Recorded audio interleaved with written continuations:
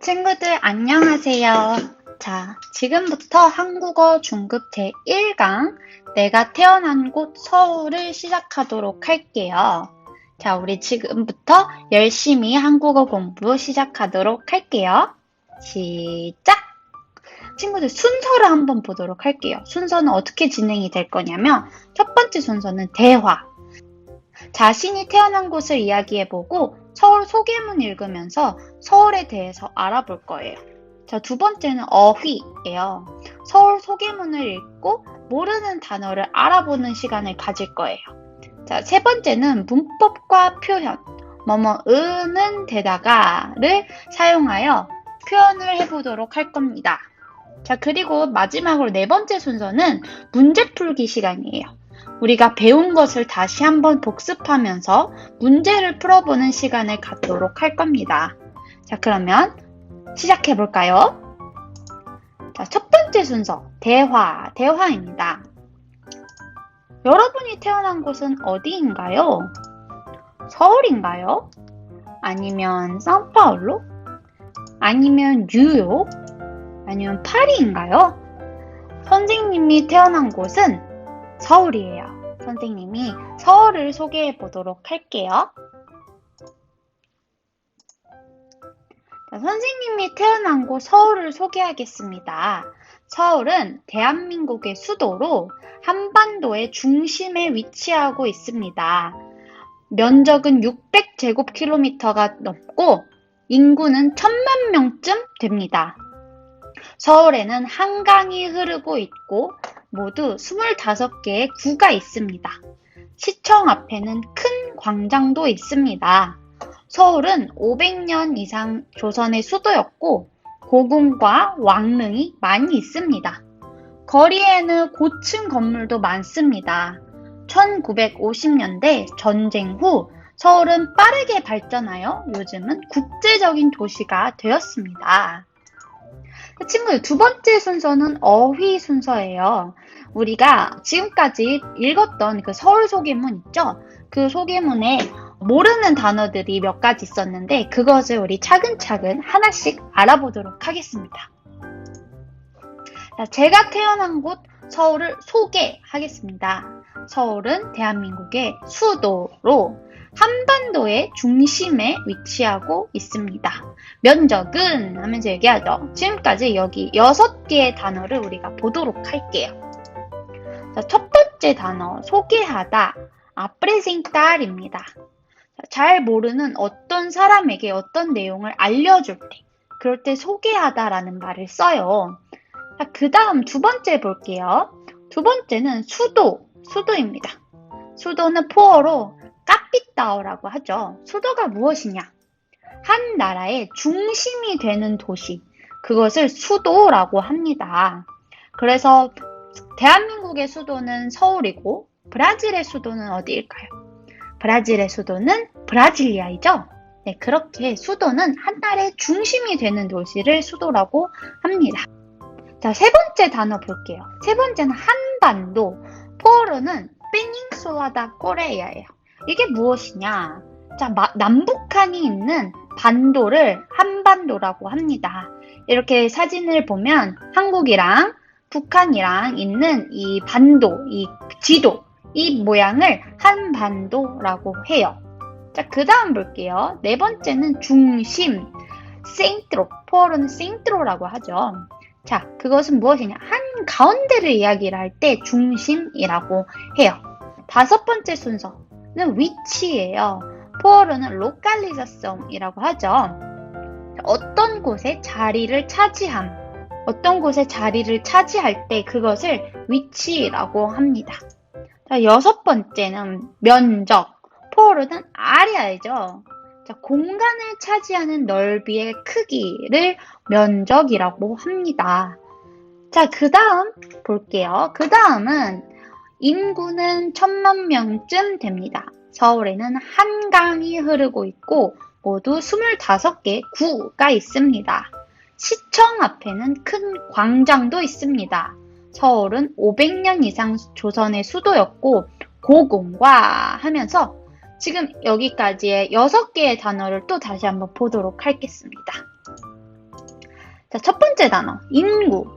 포어로는 포퓰러스형이죠. 그것이 무엇이냐?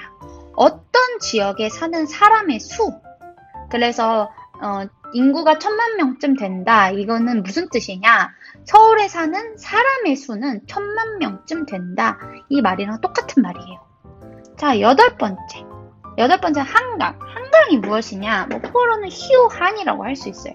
그것은 무엇이냐면 서울의 중심에 흐르는 강이 있어요. 그것을 한강이라고 부릅니다. 자, 우리 친구들 이렇게 보세요. 여기에 보면 이렇게 서울에 이렇게 강이 있는데 이곳을 한강이라고 해요. 이렇게 한강에 여러 개의 다리가 있고, 그리고 이 주변에서는 사람들이 이렇게 산책을 할 수도 있고, 혹은 이렇게 나와서 피크닉을 하는 경우도 있고, 혹은 자전거를 타고 데이트를 하고, 한강에서는 이런 것을 다 할 수 있습니다. 자, 아홉 번째, 구. 포어로는 마이호라고 할 수 있어요. 자, 대도시의 구역 단위를 구라고 합니다. 보면은 서울에는 이렇게 25개의 구가 있어요. 보면 강남구, 서초구, 용산구, 마포구, 영등포구 이런 식으로 구가 25개가 있어요. 자, 10번째 단어 볼게요. 10번째는 시청입니다. 포어로는 까마라 무니시파라고 하죠. 자, 시를 관리하는 곳을 시청이라고 합니다. 자, 친구들 이렇게 보면 이것은 서울시청의 모습이에요. 서울시청은 이렇게 바로 앞에 광장이 있어요. 서울광장이라고 하는데 이 서울광장에서 사람들이 모여서 피크닉을 잘 하진 않아요. 왜냐면 이렇게 텅텅 비어 있어서 피크닉은 오히려 한강에서 많이 하고, 여기서 이제 공연을 하는 경우가 있는데, 그리고 이렇게 사람들이 지나쳐서 혹은 사진을 찍는다거나 그러는 곳이 이렇게 광장, 서울광장이 있습니다. 자, 그럼 광장의 뜻을 한번 제대로 살펴보도록 할게요. 11번 광장, 포어로는 플라사라고 하죠. 자, 많은 사람이 모일 수 있게 거리에 만들어 놓은 넓은 빈터, 비어있는 공간을 광장이라고 해요. 이렇게 서울광장, 아까 선생님이 말했듯이 시청 앞에 있는 이 서울광장을 공연을 하는 모습이 있어요. 이 앞에 공연을 하고 사람들이 앉아있는 모습을 볼 수 있고요. 그리고 여기에는 이거는 무엇이냐? 서울을 대표하는 광화문 광장이에요. 이렇게 보면 이곳에 세종대왕 동상이 있고, 그리고 또 여기 앞에는 이순신 동상이 있습니다.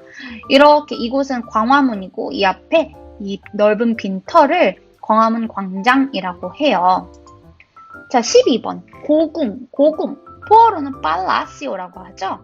이게 무엇이냐? 옛 궁궐입니다. 옛 궁궐. 자, 궁궐이 뭘까요, 친구들? 궁궐은 옛날에 왕이 살았던 곳을 궁궐이라고 해요. 우리 선생님이 아까 말했듯이 서울은 500년 전부터 조선의 수도였어요. 그래서 그곳에 왕이 살았고, 왕이 살았던 궁궐이 있고, 그리고 왕이 돌아가셔서 묻혀있는 무덤, 왕릉도 있습니다. 한번 보도록 하겠습니다. 자, 고궁. 이것이 고궁의 모습이에요. 궁궐의 모습입니다. 서울에는 경복궁, 창덕궁, 창경궁, 덕수궁 등 많은 궁궐이 있어요. 이것이 궁궐의 모습입니다. 자, 그 다음 볼게요. 그 다음은 13번에서 18번까지 볼 건데, 일단은 왕릉이 많이 있습니다. 거리에는 고층 건물도 많습니다. 1950년대 전쟁 후 서울은 빠르게 발전하여 요즘은 국제적인 도시가 되었습니다. 자, 이 6개의 단어를 다시 보도록 하겠습니다. 자, 13번째 왕릉.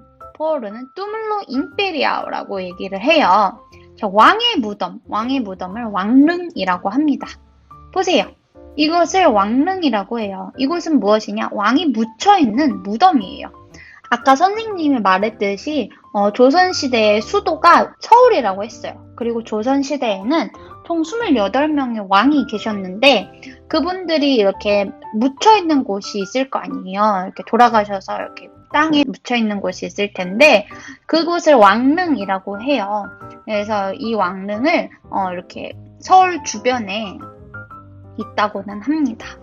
자, 그 다음 볼게요. 14번째 거리. 포어로는 후아라고 하죠. 길거리, 사람이나 차가 다니는 길을 거리라고 해요. 이렇게 사진을 보자면 이곳은 서울에 있는 북촌 한옥마을에 있는 거리의 모습이에요. 그리고 이곳은 서울의 신촌이라는 곳에 있는 거리의 모습을 볼 수 있어요. 이렇게 서울은 과거와 현재와 이렇게 같이 현존하는 모습을 볼 수 있답니다. 자, 그 다음에 15번째, 고층 건물. 포어로는 아흐야싸오라고 하죠. 높은 건물을 고층 건물이라고 해요.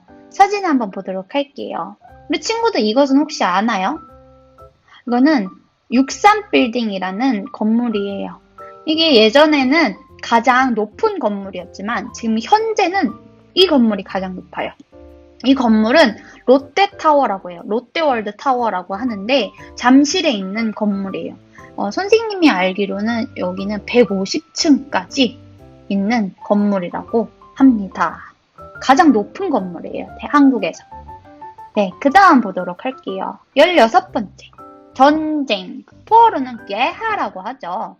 국가와 국가 또는 단체 사이에 무력을 사용하여 하는 싸움을 전쟁이라고 해요. 이렇게 사진을 보도록 할게요. 이게 무엇이냐? 한국전쟁의 모습이에요. 6.25 전쟁의 모습인데 이렇게 군인들이 있어서 싸우는 모습, 그리고 탱크가 지나가는 모습, 그리고 피난민의 모습도 볼 수가 있어요. 이 피난민은 무엇이냐면 자신들이 살고 있었던 마을이나 동네에 전쟁이 일어난 거예요. 그래서 더 이상 그곳에서 살 수 없고 그곳에서 빠져나가는 이 사진이 그런 모습을 보인답니다. 그런 분들을 피난민이라고 해요. 자, 그 다음에 17번째 보도록 할게요. 17번째는 발전. 포어로는 데싱포비멘토라고 하죠. 자, 더 낫고 좋은 상태로 나아감, 그것을 발전이라고 합니다. 더 좋은 상태로 나아갈 때 하는 말을 발전이라고 해요. 자, 그 다음에 18번째 볼게요. 국제적인 도시. 포어로는 시다지 인터나시오나라고 하죠. 외국인이 많이 살거나 외국인이 자주 방문하는 도시, 혹은 외국 사람들이 많이 와서 여행을 하고 그리고 국제적으로 많이 잘 알려져 있는 도시를 국제적인 도시라고 합니다. 지금까지 18개의 단어를 살펴보았어요. 자, 이젠 세 번째 순서를 볼게요. 세 번째 순서는 문법과 표현입니다. 시작할게요. 자, 오늘의 문법은 무엇일까요? 뭐뭐의, 니은, 데다가. 자, 이것이 무엇이냐? 언제 쓰이냐? 동사나 형용사 혹은 명사에 붙어서 이미 일어난 사실이나 상황에 또 다른 사실이나 상황이 덧붙여지는 것을 나타낼 때 뭐뭐의는 데다가를 씁니다. 친구들, 뭔 이야기인지 하나도 모르겠죠? 네, 우리 한번 예문을 한번 보고서 한번 다시 제대로 알아보도록 하겠습니다. 네, 첫 번째 대화예요. 어제 한강 나들이는 어땠어요? 날씨가 좋은 데다가 노을이 예뻐서 정말 좋았어요. 이것은 무엇이냐? 날씨가 좋았어요. 날씨가 좋았고 노을까지 예뻤다. 그런 것을 이야기할 때, 두 가지를 이야기를 할 때 날씨가 좋은 데다가 노을이 예뻐서 정말 좋았어요. 이런 식으로 얘기를 합니다. 자, 두 번째 대화를 보도록 할게요. 어젯밤에 가족이랑 경복궁 나들이는 어땠어요? 사람이 많이 없는 데다가 하늘에 별이 많아서 정말 좋았어요. 자, 이것은 무엇일까요? 자, 사람이 많이 없었다. 그리고 하늘에 별이 많았다. 그래서 좋았다. 이렇게 이야기할 때 사람이 많이 없는 데다가 하늘에 별이 많아서 정말 좋았어요. 이런 식으로 이야기를 하면 됩니다. 자, 우리 친구들, 뭐뭐는 데다가 이것을 어떻게 쓰이는지, 그리고 혹시 어떤 규칙으로 쓰여지는지 한번 보도록 할게요. 첫 번째, 형용사. 형용사가 무엇이냐? 포어로는 아지티브예요. 무언가를 꾸며주는 말이죠. 그때는 뭐뭐는 데다가를 쓰는데 어떻게 다르냐? 받침이 없을 경우에는 니은만 붙입니다. 그래서 크다를 큰 데다가로 합니다. 근데 받침이 있다. 그러면 은을 붙이는 거예요. 그래서 작다가 작은 데다가 이렇게 됩니다. 그 다음에 이제 동사를 보도록 할게요. 동사는 verb죠. 자, 과거. 과거는 이 형용사랑 똑같아요. 받침이 없을 경우 니은만 붙여서 간데다가, 받침이 있을 경우 은을 붙여서 입은 데다가 이렇게 얘기를 하면 됩니다. 그 다음에 현재는 예외가 없고 그냥 동사가 받침이 있든 없든 뭐뭐는 데다가로 씁니다. 그래서 가다를 가는 데다가, 입다를 입는 데다가 이렇게 쓰여집니다. 그다음 명사를 볼게요. 명사는 포로 수비스텐티브죠. 수비스텐티브는 예외 없이 인 데다가를 씁니다. 주부이다, 주부인 데다가, 학생이다, 학생인 데다가 이렇게 쓰여집니다. 자, 네 번째 순서, 마지막 순서예요. 드디어 우리 한번 문제를 풀면서 복습을 하는 시간을 가져보도록 할게요. 자, 시작할게요. 자, 첫 번째, 다음 그림을 보고 알맞은 어휘를 써보세요. 자, 북촌 한옥마을 거리, 명동 거리, 인사동 거리 이렇게 세 개의 서울 거리의 모습을 볼 수 있어요. 답은 무엇일까요? 선생님이 답을 여기다 써놨어요. 힌트로 이렇게 써놓은 답은 무엇일까요? 네, 답은 거리. 네, 맞습니다. 자, 두 번째 보도록 할게요. 자, 다음 그림을 보고 알맞은 어휘를 써보세요. 자, 경복궁, 창덕궁, 덕수궁 이 세 가지의 궁에 네, 같은 점은 무엇일까요? 공통점. 무엇이 답일까요? 정답은 바로 네, 고궁이 맞습니다. 자, 그 다음에 3번 문제 보도록 할게요. 다음 그림을 보고 알맞은 어휘를 써보세요. 자, 이렇게 세 가지의 건물이 있습니다. 첫 번째 63빌딩, 두 번째 롯데월드 타워, 세 번째 여의도 파크원 타워. 이 세 가지의 건물이 있는데 무엇일까요? 답은 바로 고층 건물. 네, 높은 건물들이 다 여기 있죠? 그러면 답이 고층 건물입니다. 자, 네 번째 순서 볼게요. 다음 그림을 보고 알맞은 어휘를 써보세요. 자, 서울, 워싱턴 DC, 파리. 세 가지의 공통점이 무엇일까요? 우리가 배운 단어 중에서 잘 생각을 해봅시다. 무엇일까요? 정답은 바로 수도입니다. 이 세 가지는 어떤 한 나라의 수도이죠. 서울은 대한민국의 수도이고, 워싱턴 DC는 미국의 수도이고, 파리는 프랑스의 수도이고. 네, 맞았어요. 자, 그 다음에 다섯 번째 문제를 보도록 할게요. 알맞은 것끼리 연결하여 다음 질문에 답해 봅시다. 자, 친구들 봅시다. 여기 선생님이 질문하는 거예요. 서영아, 어디가 아프니?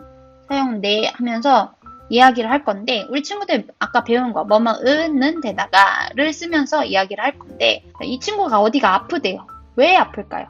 목이 아프고 또 무엇 때문에 아픈 걸까요? 아주 친절해서 아픈 걸까요? 아니면 버스를 놓쳐서 아픈 걸까요? 아니면 열이 나서 아픈 걸까요? 정답은 네, 열이 나겠죠? 자, 그러면 대답을 어떻게 하면 좋을까요?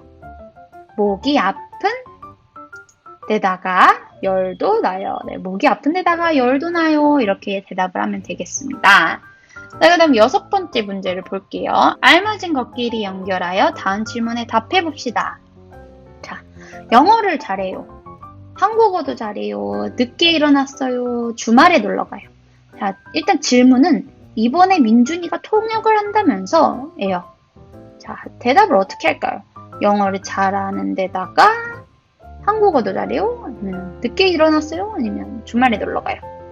네, 정답은 한국어도 잘해요겠죠? 그럼 어떻게 이야기를 하면 될까요? 네, 영어를 잘하는 데다가 한국어도 잘하거든. 이렇게 얘기를 하면 되겠죠? 그 다음에 일곱 번째 한번 문제 보도록 할게요. 알맞은 것끼리 연결하여 다음 질문에 답해 봅시다. 자, 질문은 아니고 첫 번째로 승우가 이야기하는 것은 태호는 친구가 참 많은 것 같아. 어떻게 이야기를 하면 될까요? 성격이 좋아요. 일단 성격이 좋아요가 먼저예요. 그 다음에 방학에 여행을 가서 친구가 많은 걸까요? 아니면 말을 재미있게 해서 친구가 많은 걸까요? 아니면 자전거를 타서 친구가 많은 걸까요? 정답은 네, 말을 재미있게 해요가 맞을 거예요. 자, 그럼 답은 어떻게 하면 좋을까요? 성격이 좋은 데다가 말을 재미있게 하니까 이렇게 답을 하면 되겠습니다. 자, 그 다음 8번 문제. 알맞은 것끼리 연결하여 다음 질문에 답해 봅시다. 자, 일단 질문은 왜 학교에 늦었니? 예요. 자, 답은 늦게 일어났어요. 그 다음에 버스를 놓쳤어요. 아니면 저녁 식사를 해요. 아니면 산책을 나가요일까요? 죄송합니다. 늦게 일어났어요에다 버스를 놓쳤어요겠죠? 그러면 대답은 어떻게 될까요? 정답은 늦게 일어난 데다가 버스를 놓쳤어요가 맞습니다. 네, 그러면 친구들 지금까지 한국어 중급 제1강은 끝이 났고요. 만약에 질문이 있거나 뭐 어려운 부분이 있었으면 댓글에 남겨주었으면 좋겠습니다. 자, 오늘은 여기까지 하도록 하고 다음 시간에 만나도록 할게요. 친구들 안녕!